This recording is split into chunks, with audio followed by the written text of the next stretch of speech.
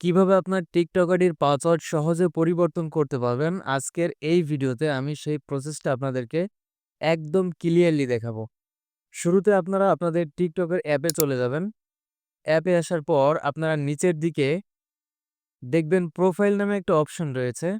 Just এই profile অপশনে click করবেন। তারপর উপরের দিকে 3 ডটস লাইন রয়েছে। 3 ডটস লাইনে ক্লিক করবেন। দেন নিচের দিকে সেটিংস অ্যান্ড প্রাইভেসি একটা অপশন রয়েছে। এই সেটিংস অ্যান্ড প্রাইভেসি অপশনে চলে যাবেন। এখানে আসার পর অ্যাকাউন্ট নামে একটা অপশন দেখতে পারবেন। জাস্ট অ্যাকাউন্ট, এই অ্যাকাউন্টে ক্লিক করবেন। এখন ২ নম্বরে পাসওয়ার্ড নামে যে অপশনটা দেখতে পাচ্ছেন, এখানে জাস্ট একটা ক্লিক করবেন।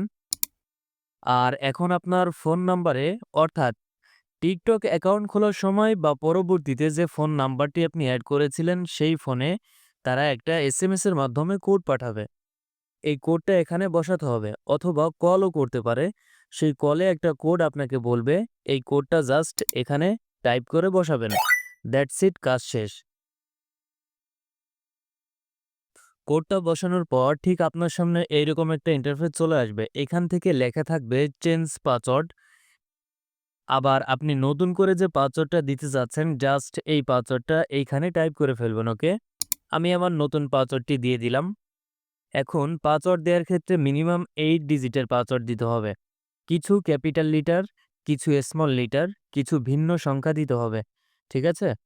তারপর হচ্ছে বিভিন্ন সংকেত চিহ্ন দিতে হবে। দিতে পারেন, স্টার দিতে পারেন, এই টাইপের কিছু দিতে হবে। এই টাইপের কিছু দিতে পারেন। দিয়ে টোটাল মিনিমাম ৮ ডিজিট দিয়ে আপনারা হচ্ছে পাসওয়ার্ড দিবেন। তা না হলে কিন্তু পাসওয়ার্ড নিবে না। সো আমি সবগুলো দিয়ে দিয়েছি। এখন কন্টিনিউ অপশনে ক্লিক করে দিচ্ছি। সো আমার পাসওয়ার্ড কিন্তু চেঞ্জ হয়ে গেল। ঠিক আছে? সো আশা করি আপনাদেরকে বোঝাতে পেরেছি যে কিভাবে টিকটক আইডির পাসওয়ার্ড পরিবর্তন করা যায়। সো গাইস, ভিডিওটা লেন্দি করব না, এখানেই শেষ করব।